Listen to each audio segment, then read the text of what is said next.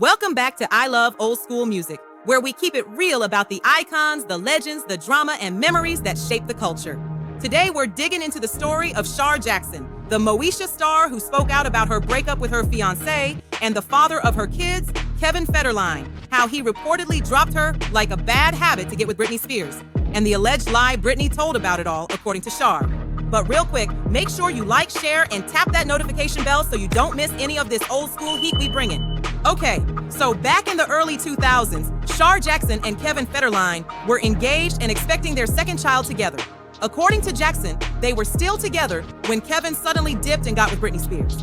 In her interview with OK Magazine, Shar didn't sugarcoat a thing. She said, "When Kevin met Britney, we had 3 kids and 1 on the way, and we were living in a 6-bedroom house in Orange County, California." She even broke down the moment she found out he wasn't coming back. "One day, when I had bad morning sickness and was about 6 months pregnant, Kevin had an audition for a Coke commercial or something in LA. Then I didn't hear from him for 3 days.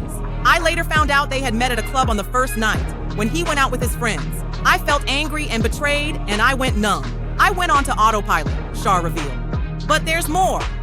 Shar said she really knew it was over when Kevin reportedly pulled a nearly Harlem Night-style move on her. You know the scene where after spending one night with Sunshine, the mob dude dialed up his wife and told her he wasn't ever coming back? "Hello, it's Daddy. Hey, darling, put Mommy on the phone. Yeah, Barbara, it's Richie. Yeah, look, I ain't never coming home no more. Take it easy." Yeah, that scene. Well, according to Shar, it didn't quite go down like that for her and Kevin, but based on what she described, it sure did sound close to it. Here's what she said Kevin did next. "We didn't break up, we agreed to figure it out. Then he told me he had booked a commercial and needed to go and shoot it overseas. For about a day and a half, I was in a state of disbelief. Then I called him and said, I need to know if you're going to be in the kids' lives or not because it's not a part-time gig. If you don't want that responsibility, tell me now so we can cut ties completely," said Shar. Then, in a seemingly evil twist of events, Kevin and Britney announced their engagement in July 2004, the same month that Kevin's and Shar's then newborn Caleb was born. 2 months later, in September 2004, Britney and Kevin were married. I didn't care about Britney at that point. It wasn't about her. I felt betrayed and crushed. I thought, how could you do something like that? Now here's where the stories clash. In her memoir, The Woman in Me, Britney Spears claims she had no idea Kevin had a baby on the way. "I had no idea until after we'd been together for a while, and someone told me, you know he has a new baby, right?" But Shar was pretty much like, "Why you always lying?" Nah, Shar wasn't letting that slide. She told OK Mag this about Britney at that time. "Britney was even outside of the hospital waiting for Kevin when our son Caleb was born," Shar said.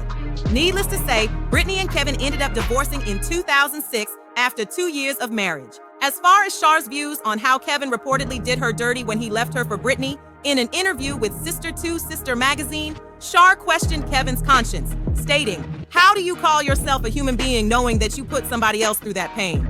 That's a vicious cycle right there, man. We gotta break that." However, she says that she and Kevin are still really good friends, but that she didn't want child support back then.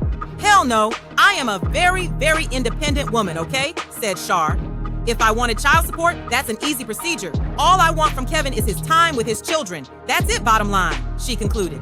Years later, when Shar and Kevin both starred on the Celebrity Fit Club reality show, and after years of him and Britney cheesing it up for the cameras during their happier times together, he finally apologized to his former fiancée publicly in a very emotional discussion, telling her, "I know I've caused you a lot of pain. I've been really selfish."